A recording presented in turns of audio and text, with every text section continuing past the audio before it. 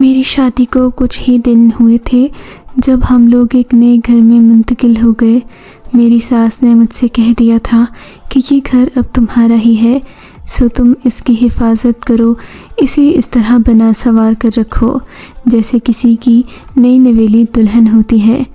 میں اپنی ساس کی اس بات سے بہت خوش ہوئی تھی، کیونکہ آج کل ساسیں الگ گھر دینا تو دور کی بات، بہو کو کبھی سکون سے اپنے بیٹے کے ساتھ بیٹھا دیکھ بھی لیں تو ان کے تن بدن میں آگ لگ جاتی ہے۔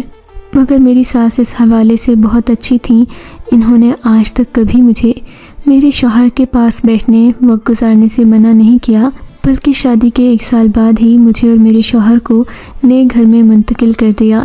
لیکن حالات جیسے بدل رہے تھے مجھے کچھ سمجھ نہ آئی تھی۔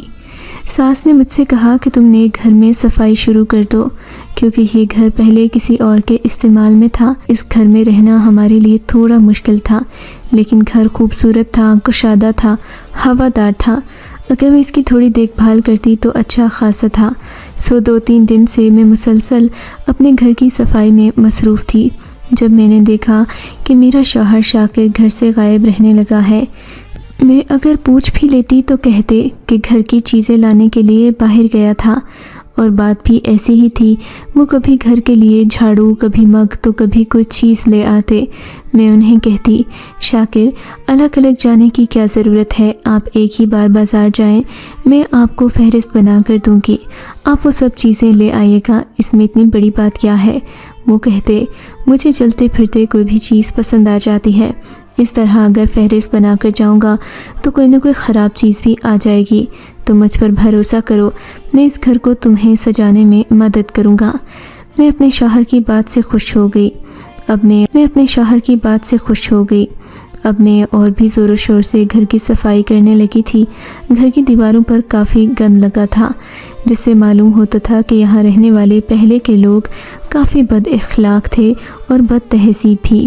مگر میں جب بھی ان لوگوں کے بارے میں کوئی بات کرتی، میرے شوہر مجھے ٹوک دیتے، کہتے کہ کسی کے بارے میں بات نہیں کرتے۔ مجھے ان کا یہ رویہ بڑا حیرت انگیز لگتا، کیونکہ میں جب بھی کسی کی بات کرتی تو وہ بڑھ چڑھ کر حصہ لیتے، مگر جب اس گھر کے پچھلے لوگوں کی بات کرتی تو شوہر کو برا لگتا، کہتے کہ تم کو ایسی بات منہ سے نہیں نکالنی چاہیے، یہاں شاید ہو سکتا ہے کہ اچھے لوگ رہ کر گئے ہوں، اس لیے ایسی باتیں کرنا مناسب نہیں ہے۔ میں خاموش تو ہو گئی، مگر میں یہ نہیں جانتی تھی کہ میری خاموشی اور تابع داری کا میرا شوہر یہ صلا دے گا۔ مغرب کا وقت ہو گیا تھا، میں نے کچھ مزید صفائی کی تھی، اب میں جھاڑو لگا رہی تھی۔ میری ساس مجھے بار بار منع کر رہی تھی کہ تم اس وقت جھاڑو نہیں دو، گھر میں بدقسمتی آتی ہے۔ میں ان کی بات نہیں مان رہی تھی۔ تبھی میں نے سارا کوڑا اکٹھا کر کے دروازے سے باہر پھینکنے کے لیے جیسے ہی دروازہ کھولا تو سامنے کھڑے 2 لوگوں کو دیکھ کر میری تو جیسے آنکھیں کھلی کی کھلی رہ گئیں۔ سامنے میرا شوہر ایک نوجوان، خوبصورت اور ایک انتہائی حسین لڑکی کے ساتھ کھڑا تھا۔ لڑکی نے خود کو زیور میں لدا ہوا تھا، جبکہ شوہر کے چہرے پر خوشیاں رقص کر رہی تھیں۔ میں یہ دیکھ کر حیران بھی ہوئی، کیونکہ پہلی بار تو مجھے یقین ہی نہیں آیا کہ یہ لڑکی میرے شوہر کے ساتھ آئی ہے۔ میں سمجھی کہ شاید گھر سے بھاگی کوئی لڑکی ہوگی جو بھاگ کر شادی کرنا چاہتی ہوگی، میرے شوہر نے اس لڑکی کی مدد کی ہوگی۔ یہی سوچ کر میں نے خوش دلی سے لڑکی کو گھر کے اندر آنے کا کہا۔ لڑکی نے باتیں کرنے لگی۔ میرے شوہر بہت خوش تھے، ہم دونوں کو دیکھ دیکھ کر مسکراتے۔ یہ کون ہیں؟ آپ انہیں یہاں لائے کیوں ہیں؟ اچانک میں نے مشکوک سے لہجے میں پوچھا۔ ارے یہ تو تمہاری نوکرانی ہے، تمہاری خدمت کرے گی، تمہارے ہر کام کرے گی، تمہاری فکر میں میں نے تمہارے لیے اتنی خوبصورت کام والی لائی ہے، دیکھو تو صحیح۔ شوہر کی یہ بات مجھے اچھی نہیں لگی، جبھی تو مجھے شک ہوا کہ یہ عورت کوئی نوکرانی نہیں ہے، نوکرانی ہوتی تو بھلا روسی لباس میں کیوں ہوتی۔ یہ بات میں نے اپنے شوہر کی بجائے اسی لڑکی فاریہ سے پوچھ ہی لی۔ کیا بات ہے، تم اگر کام والی ہی ہو تو تم نے اتنا بناؤ سنگھار کیوں کر رکھا ہے؟ کیا گھر والوں سے بھاگ کر آئی ہو؟ جی بس کچھ ایسا ہی سمجھ لیں۔ میں نے شوہر کے لیے اپنے گھر والوں کو چھوڑا، میں تو اس سے بے پناہ محبت کرتی تھی۔ میرے گھر والوں نے کہا ہم تمہاری شادی چچا کے بیٹے ممتاز سے کرنا چاہتے ہیں۔ مگر میں صادق کو پسند کرتی تھی۔ ساکت میرے گھر کے قریب رہتا تھا، ہمارا پڑوسی تھا، آنے جانے والا تھا۔ مجھے شروع سے ہی وہ لڑکا پسند تھا، اسی لیے میں اپنی شادی اس کے ساتھ رچانا چاہتی تھی۔ مگر پھر عجیب بات تو یہ ہوئی کہ میرے شوہر کو میرے ماں باپ نے رد کر دیا۔ اب مجھے کچھ نہ کچھ تو کرنا ہی تھا۔ میں اپنے محبوب سے دور نہیں رہ سکتی تھی، اسی لیے میں نے اس سے مل کر یہ فیصلہ کیا کہ ہم رات کے 2 بجے گھر سے بھاگ جائیں گے اور پھر کبھی اپنے گھر والوں کی طرف مڑ کر نہیں دیکھیں گے۔ جب یہ لوگ راضی ہو جائیں گے، ہم دونوں کو ایک دوسرے کا سمجھنے لگیں گے، قبول کر لیں گے، تو ہم واپس آ جائیں گے۔ اگرچہ میرا محبوب اس بات سے متفق نہیں تھا، مگر میں نے ہمت کی اور رات کی 2 بجے اپنے گھر سے قدم باہر رکھ دیا۔ گھر کی دہلیز سے باہر قدم رکھتے ہی عزت سے ہاتھ دھو بیٹھتی ہے۔ اب میں واپس تو جا نہیں سکتی تھی۔ اسٹیشن پر پہنچ کر اس بے وفا کا انتظار کرنے لگی، مگر اس نے نہ آنا تھا، سو وہ نہیں آیا۔ میں اسٹیشن پر بیٹھی روتی رہی۔ میں تو گھر سے دلہن کا لباس پہن کر نکلی تھی۔ مجھے تو لگا تھا کہ وہ میری ہر بات مانے گا، میری اتنی بڑی قربانی کی قدر کرے گا، لیکن اس نے تو عین موقع پر پیٹھ دکھا دی۔ وہ تو یوں بھاگا جیسے گدھے کے سر سے سینگ۔ میں نے سوچا بھی نہیں تھا کہ میرے لیے وہ اتنا بڑا گڑھا کھود دے گا، مجھے بیچ راستے میں لا کر یوں اچانک ہی چھوڑ دے گا۔ گھر جانے کی بجائے میں اسٹیشن پر ٹرین کا انتظار کرنے لگی۔ تھوڑی ہی دیر میں ٹرین آ گئی۔ میں نے گاڑی پر بیٹھتے ہی اس بے وفا کو یاد کر کے رونا شروع کر دیا۔ تب ایک عورت میرے پاس آئی، اس نے مجھے کچھ رقم دی اور کہا کہ تم کراچی شہر میں اتر جانا۔ وہ شہر غریبوں کے لیے کسی ماں کی آغوش جیسا ہے، ضرور تمہیں کوئی نہ کوئی کام مل جائے گا، نہ ہوا تو تم کسی دارالامان میں اتر جانا، لیکن بیٹی میرا مشورہ ہے تم اپنے ماں باپ کے گھر چلی جاؤ۔ اس عورت نے مجھے یہ بات کہی تو تھی، مگر اس وقت میں سمجھی نہیں، بس کرتے کرتے میں وہاں سے آ گئی۔ کراچی پہنچ کر مجھے سمجھ نہ آیا کہ میں کیا کروں۔ ایک فیکٹری کے سامنے کھڑی تھی کہ آپ کے شوہر مل کے، تبھی سے انہوں نے کہا کہ تم میرے گھر میں نوکری کر لو، ویسے بھی اب تمہارا آگے پیچھے کوئی نہیں۔ دراصل میں نے ہی انہیں اپنی دکھ بھری رودات سنائی تھی، تب یہ مجھے گھر لے کر آ گئے۔ اچھا واقعی، میں نے اپنا دل صاف کر کے بولی، پھر تو بہت اچھی بات کی ہے شاکر، آپ نے مجھے بتایا کیوں نہیں کہ آپ نے ایک غریب لڑکی کی مدد کی ہے؟ ویسے شک تو مجھے بھی تھا کہ آپ نے کسی لڑکی کو سہارا دیا ہے، لیکن میں یہ نہیں جانتی تھی کہ آپ اتنے بڑے دل والے ہوں گے۔ آپ نے میرے لیے انہیں گھر لایا، گھر کے کاموں ہوگی ہی، میں دن بھر بوریت سے بچ جاؤں گی۔ میری بات پر شاکر مسکرا دیے۔ ہاں، بس اسی لیے تو میں اپنی بیگم کا بہت خیال رکھتا ہوں، اسی لیے اس لڑکی کو یہاں لایا ہوں۔ میری ساس اس وقت کمرے میں داخل ہوئیں اور شاکر کی طرف دیکھ کر بولیں، شاکر بیٹے، میں چاہتی ہوں کہ تم اپنی بات کو ابھی واضح کر دو۔ کیا اماں جی؟ شاکر نے گھوم کر اپنی ماں کی طرف دیکھا تو ماں جی خاموش ہو گئیں۔ اچھا ٹھیک ہے، میں ابھی جاتی ہوں، میں تم لوگوں سے بعد میں بات کروں گی، دراصل میں یہاں اپنے کسی کام سے جا رہی ہوں، ساس نے کہا۔ کمرے سے نکل گئیں۔ ان کی آخری بات نے مجھے شک میں ڈال دیا۔ شاکر کے کہنے پر میں نے اس لڑکی کو الگ کمرہ دے دیا، مگر حیرت کی بات یہ تھی اس نے مجھ سے نئے کپڑے طلب نہیں کیے۔ کہنے لگی کہ میرے پاس اپنے کپڑے ہیں، میں وہی پہنوں گی۔ میں سوچنے لگی کہ اگر وہ گھر سے اسی طرح نکلی تھی، یعنی بے سر و سامانی کے اپنے لیے پہننے کے جوڑے کہاں سے آئے؟ خیر، میں نے اسے الگ کمرہ دے دیا۔ شاکر میرے پاس آئے تو انہوں نے اس لڑکی کی کوئی بات نہیں کی، تبھی میں مطمئن ہو گئی، لیکن رفتہ رفتہ میرے شوہر کی وارفتگی سمجھ آتی گئی۔ وہ شمائل کی جانب زیادہ جھکاؤ دکھانے لگے۔ ہم جب بھی کھانا کھاتے شمائل کو آگے بڑھ بڑھ کر کھانا دیتے، جبکہ میں نے اب اسے اپنی حیثیت میں رکھنا شروع کر دیا تو میرے شوہر کو یہ بات بھی بری لگی۔ میں اکثر شاکر سے کہتی کہ یہ لڑکی نوکرانی ہے، پھر ہم اسے اتنی عزت کیوں دے رہے ہیں، جبکہ میرا شوہر میری کوئی بات نہیں مانتا، کہتا کہ یہ تو ہماری نوکرانی ہے، نوکروں کا خیال رکھنا چاہیے، اگر ہم ایسا نہیں کریں گے تو اور کون کرے گا، یہ تو ہمارے گھر ہی ہمیں اپنا سہارا سمجھ کر رہ رہی ہے، تم اپنی بغض اور عناد کو ایک جگہ رکھو اور اس کے ساتھ مہمان سمجھ کر اچھا سلوک کرو۔ غرض یہ کہ ایک بار پھر میرے شوہر نے مجھے یہ باور کرا دیا کہ ان کی میری اس کام والی سے کوئی بھی دلچسپی نہیں، صرف بات اتنی ہے کہ وہ نوکروں اور ملازموں کا خیال رکھتے ہیں۔ میں مطمئن ہو بھی جاتی اگر میری ساس کا رویہ نہ بدلتا۔ جب بھی وہ میرے کمرے میں آتی مجھ سے یہی کہتی، تم تو آرام کرتی رہتی ہو، سارا دن شمائل کام کرتی ہے، وہ بھی بیچاری تو انسان ہے۔ ان کی یہ بات سن کر میں حیران ہو گئی۔ ماں جی، آپ ایسی باتیں کر رہی ہیں؟ وہ اس گھر کی نوکرانی ہے، وہ کام نہیں کرے گی تو کون کرے گا؟ میری بات سن کر ماں جی کا منہ بن گیا۔ ہاں، آج کل کی لڑکیوں کو تو بس لیٹنے اور بیٹھنے سے ہی فرصت نہیں ہے۔ نہ جانے کیا ہو گیا ہے اس نسل کو، نہ کوئی لڑکی کام کرنا چاہتی ہے، نہ ہی اپنے ماں باپ کی، ساس سسر کی خدمت کرنا چاہتی ہے۔ ہم تو اپنے زمانے میں بڑے تیز ہوا کرتے تھے۔ اماں جی کی یہ باتیں سن کر مجھے حیرت ہوتی۔ آج نے ایسی کوئی بات نہیں کہی تھی، لیکن اب وہ بھی اسی شمائل کی حمایت میں مجھ سے باتیں کہہ رہی تھیں۔ خیر، میں خاموش رہی کیونکہ شمائل تو ایک نوکرانی تھی، میں اس کی وجہ سے اپنا گھر خراب کیوں کرتی؟ لیکن ایک دن مجھے حیرت ہوئی جب میری ساس نے شمائل کو میرا ہی ایک جوڑا نکال کر پہننے کے لیے دیا۔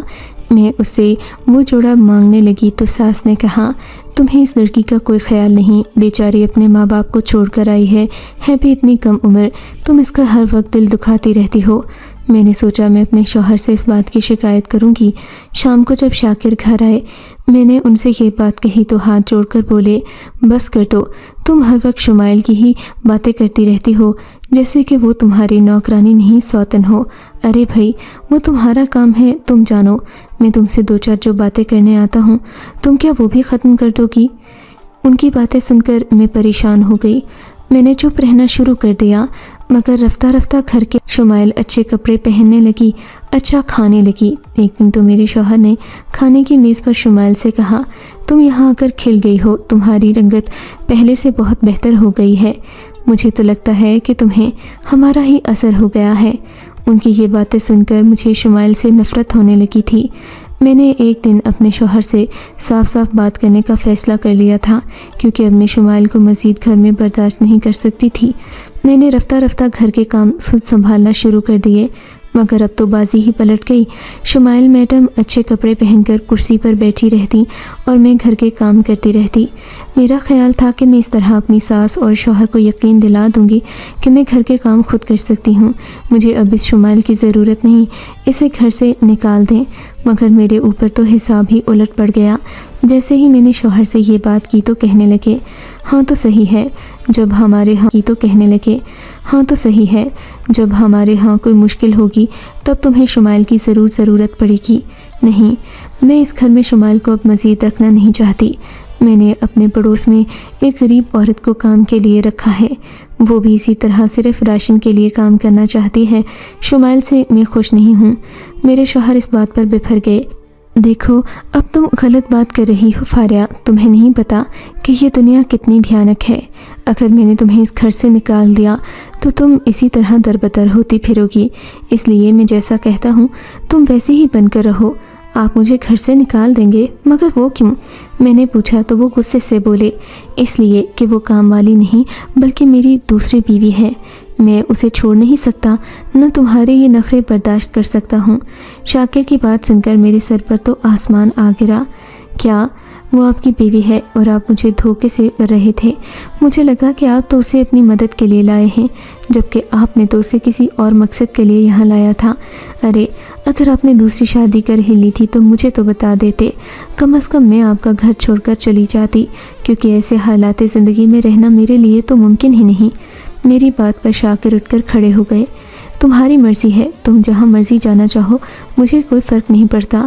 دراصل میری دوسری بیوی نہ صرف خوبصورت ہے بلکہ وہ میرے کاروبار کو بھی سمجھتی ہے۔ اب اگر تمہیں یہ بات سمجھ نہیں آتی تو میں کیا کروں؟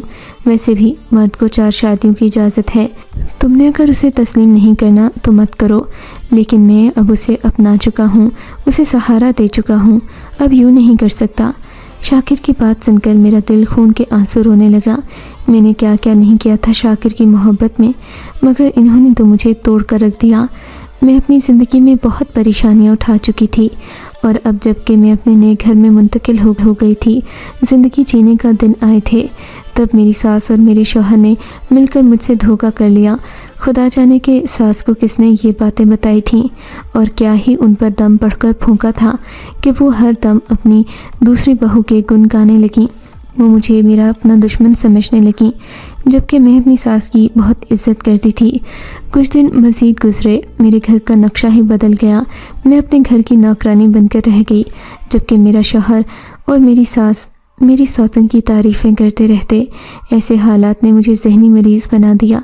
ایک دن میں نے قسم کھا لی کہ آج میں اس گھر میں نہیں رہوں گی، چاہے جو بھی ہو جائے۔ اس گھر سے نکل کر کہیں دور چلی جاؤں گی، جہاں نہ ہی میرا شوہر ہو، نہ میری ساس اور نہ ہی میری سوتن۔ لیکن اس کے لیے مجھے بہت کوشش کرنا تھی۔ سب سے پہلے تو مجھے اپنے لیے کوئی ٹھکانہ ڈھونڈنا تھا، لیکن میں ایسا کر نہیں پائی۔ پہلے ہی میری اپنے شوہر سے لڑائی ہو گئی۔ جب میں نے گھر سے جانے کی بات کی تو سوتن نے اور شوہر نے مل کر مجھے نہ صرف بد چلن عورت کہا، بلکہ لڑاکو، بے صبری اور منہ پھٹ بھی کہا۔ اپنے ہی شوہر کے منہ سے اپنے لیے یہ باتیں سن کر میرا دل کرچی کرچی ہو گیا۔ سوچا کہ اب تو اس دنیا میں رہنے کا کوئی جواز نہیں ہے، مجھے تو مر جانا چاہیے۔ جس عورت کا شوہر ہی اس کا نہ ہو سکا، اس کی محبتوں کا کیا فائدہ۔ میں نے اپنے گھر سے نکلنے کی ٹھان لی۔ شوہر کی باتیں سنتے ہی میرا دماغ گھوم گیا تھا۔ میں نے مزید ان کی کوئی چیز نہ سنی اور فوراً سے بھاگ کر اپنے گھر آ گئی۔ اپنے کمرے میں آ کر میں نے بہت کوشش کی کہ کوئی دوا ملے جس سے میں اپنی زندگی کا خاتمہ کر لوں، مگر ایسا نہیں ہوا۔ پھر میں اپنے گھر سے نکل پڑی۔ سوچا کہ کسی میڈیکل اسٹور سے دوا لے کر اپنی زندگی ہی ختم کر دوں گی، جب بھی میری سوتن کو چین آئے گا۔ میڈیکل اسٹور پر پہنچتے ہوئے مجھے آدھا گھنٹہ لگا تھا۔ میرے پاس کرائے کے پیسے نہیں تھے۔ اگر میں کرایہ دے دیتی تو زہر کے پیسے نہ لے پاتی۔ خودکشی کرنے کے لیے بھی تو رقم کا ہونا ضروری ہے۔ تھوڑی ہی دیر میں دکان میں کھڑی تھی۔ میں نے اس دکان والے سے چوہے مار گولیاں طلب کیں۔ دکان والا مجھے حیرت سے دیکھنے لگا۔ آج کل تو سردیاں ہیں، آپ کو چوہے مار گولیوں کی کیا ضرورت پڑ گئی؟ اس نے مشکوک نظروں سے دیکھا۔ بس جی، ہم ذرا نیچے والی منزل میں رہتے ہیں، اسی لیے ہمارا گھر بہت گندا ہو رہا ہے، تو چوہے سردیوں میں بھی ہمارے گھر پناہ لیتے ہیں۔ میری اس بات پر اسٹور والا مطمئن ہو گیا۔ اس نے مجھے چوہے مار گولیاں دے دیں۔ میں جیسے ہی وہاں سے نکلی، میرا دل زور زور سے کانپ رہا تھا۔ میں جاننا چاہتی تھی کہ آخر ایسا کیا ہوا جو کہ میری ساس اور میرا شوہر بدل گئے، لیکن اب جاننے کا کوئی فائدہ نہیں تھا۔ میں اپنے آپ کی زندگی کو ختم کرنے ہی والی تھی کہ ایک بوڑھی عورت کا چہرہ بڑا عجیب سا تھا۔ وہ کچھ مردانہ قسم کی لگتی تھی۔ اس کے بال بھی ایسے تھے جیسے اس نے اوپر خود سے لگا رکھے ہوں۔ کیا بات ہے بیٹی، تم کیا خودکشی کرنا چاہتی ہو؟ یہ گولیاں کیوں اٹھا رکھی ہیں؟ کیوں کھانا چاہتی ہو انہیں؟ اس عورت کی بات پر میں نے اپنی دکھ بھری کہانی اسے سنانے کی کوشش کی، مگر وہ اپنا ہاتھ ہوا میں اٹھا کر بولی، تمہیں فکر کرنے کی ضرورت نہیں، تم خودکشی مت کرو، فجر تک دیکھو کہ ہوتا کیا ہے۔ اگر کچھ نہ ہوا تو بے شک تم اپنی جان دے دینا، مگر ایک بار مجھ پر یقین تو کرو۔ تم فجر ہونے تک کا انتظار کرو، پھر میں تم سے خود پوچھوں گی، میں تمہارے گھر بھی آؤں گی۔ یہ سن کر وہ عورت وہاں سے چلی گئی۔ میں حیران تھی کہ چلو، اگر فجر تک میرے حالات بدل سکتے ہیں تو اتنا بھی صبر کرنے میں کیا ہی حرج ہے۔ میں بیٹھ گئی۔ میں نے کہا، میں اپنے گھر میں ہونے والے اس معجزے کو دیکھنا چاہتی ہوں جس سے میری زندگی بدل جائے گی۔ شام کے 10 بجے تک میں نے انتظار کیا، پھر میری آنکھ کھل گئی۔ خدا کا شکر، فجر سے ذرا پہلے میری آنکھ ایک شور سے کھل گئی۔ میں نے دیکھا ہمارے گھر کے باہر شور ہو رہا تھا۔ میں حیرت کے مارے اٹھ بیٹھی۔ دیکھا تو باہر زور زور سے دروازہ بجایا جا رہا تھا۔ شاکر نے دروازہ کھولا تو سامنے پولیس کھڑی تھی۔ پولیس والوں کی وردی دیکھ کر ہی میرے شوہر سمجھ گئے تھے کہ کچھ غلط ہوا ہے، مگر پھر جو انہوں نے ہمیں بتایا وہ تو ہماری سمجھ سے بالاتر تھا۔ دراصل میرے شوہر کی دوسری بیوی کوئی عام عورت نہیں تھی، بلکہ ایک جرائم پیشہ تھی۔ اس نے جو بھی اپنے کپڑے وغیرہ پہن رکھے تھے وہ صرف اور صرف دکھاوے کے تھے، ورنہ تو وہ لوگوں سے نقلی شادیاں کرتی اور ان کے زیور وغیرہ لوٹ کر بھاگ جاتی۔ ان دنوں اس کا واسطہ ایک بڑے تگڑے خاندان کے چشم و چراغ سے پڑا۔ وہ اسے لوٹ کر بھاگنے کی کوشش کر رہی تھی کہ پولیس کی نظروں میں آ گئی اور پھر پولیس اس کے پیچھے ہو لی۔ میرے شوہر کو اس نے بہلا پھسلا کر استعمال کرنے کی کوشش کی۔ وہ بھی اس کی باتوں میں آ گئے۔ ساس لالچ میں آ گئی کہ بہو امیر ہے تو انہیں بھی رنگ دے گی، مگر یہ سب تو چوری اور دکھاوے کا تھا۔ بھلا اس سے کیسے ہی کسی کی زندگیاں سنور سکتی ہیں؟ میرے شوہر نے فوراً ہی اسے طلاق دے دی اور پولیس کو اپنا بھی بیان ریکارڈ کرا دیا کہ ان کو تو یہ لڑکی سڑک کنارے سے ملی تھی، ان سے شادی کرنا چاہتی تھی، سو انہوں نے نکاح کر لیا۔ شاکر آج بھی اس بات پر بہت شرمندہ تھے کہ وہ ایک عورت کی خوبصورتی دیکھ کر بہک گئے تھے، مگر میں سوچتی ہوں کہ وہ عورت کون تھی جس نے مجھے یہ سب بتایا۔ کبھی کبھی ہمارے گھر آنے والے ایک پولیس والے کی شکل میں مجھے وہ عورت دکھائی دیتی ہے، تو کبھی کبھی لگتا ہے جیسے وہ اللہ کی میرے لیے مدد